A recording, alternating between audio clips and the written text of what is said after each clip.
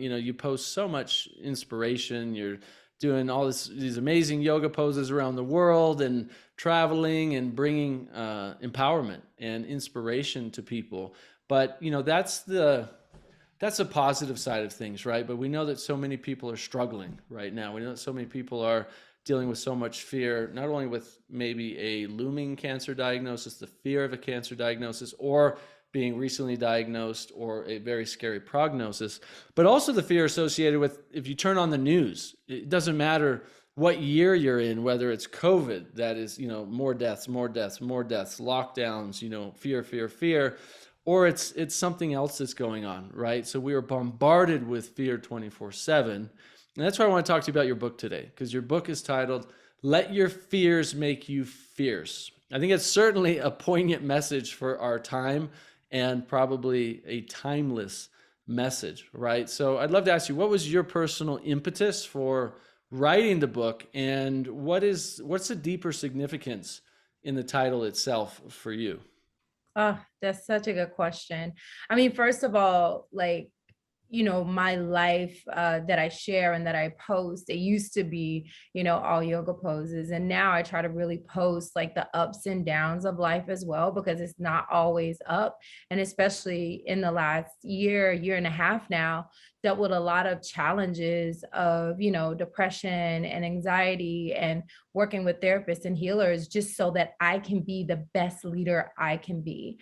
And with that being said, with most of the community just dealing with cancer themselves or having loved ones that work with cancer, my grandma was diagnosed with breast cancer while she was still alive. And then also my best friend also is a survivor and had stage 4 non-Hodgkin's lymphoma. And so having two very close people to me go through about with cancer, it just makes me very sensitive and compassionate with this diagnosis, because I know that for some people, like my grandma, she has transitioned. My best friend, he's still here, and we never know. And it's such an interesting diagnosis where you never know. But when I say let your fears make you fierce, it means looking at your fears as an opportunity to grow and thrive.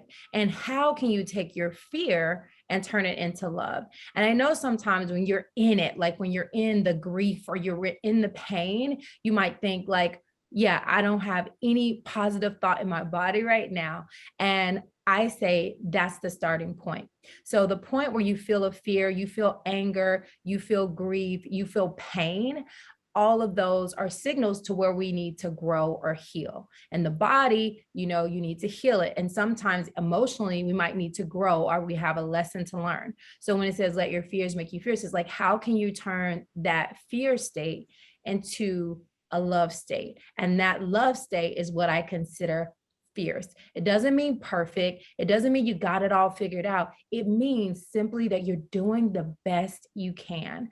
And so when I start working, with my friend, I remember I found out, and I came right away and I was like, okay, let's process how you feel. And I think sometimes people just want to be happy, but don't understand how important it is to look at, do you have any resentment in your life? What is your stress like in your life? So my first thing I like to do is just acknowledge the pain, acknowledge the grief, Yeah. acknowledge the shock, acknowledge just all the emotions and feelings that surround a diagnosis like that, and acknowledge the fear, whether you are working with that diagnosis or not. Like, I have a lot of fear that comes up in my life, and personally, and I have to start by acknowledging it. And then from acknowledging it, you can go on to processing it, and then following the 5 steps that I'm going to share to live an optimal healthy life, no matter how long you're, because we all eventually transition. The goal is to live the best life while you're here. And even when you have a diagnosis,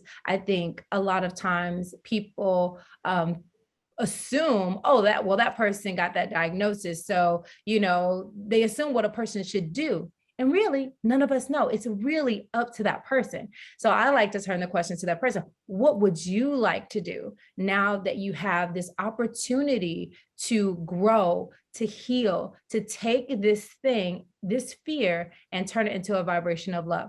And so after you acknowledge it, part of processing it is asking yourself, now what? Now what am I going to do when the pandemic hits? Now what? I mean, I can stay in my house, I cannot operate with people, but I want to. So what do I need to do? How do I need to operate that's in alignment with me to be well? And I feel that really starts with diving into yourself, taking time for prayer and meditation, and really asking yourself, what do I need right now? I love that. You're turning it internally, shutting off the noise around you, what everybody else is telling you to do, what the media is telling you to do, and take some time and pray and meditate, because that's where I found, as I'm sure you have, and many others have found, the deepest wisdom you could ever find from any source is when you take the time to go inside and ask yourself those questions. But if we're asking them from a place of fear, from my experience, then we get answers that are stemming from the energy of that fear, right? Which may not be the best things we should do for ourselves, but if we can get ourselves peaceful, quiet, and at least go into self-reflection, we can start to find solutions for what we really need to do. And I love that you're bringing this up really early on, because it's that inner wisdom that each of us are born with that I believe is our highest source, our highest guide for the best information for each one of us.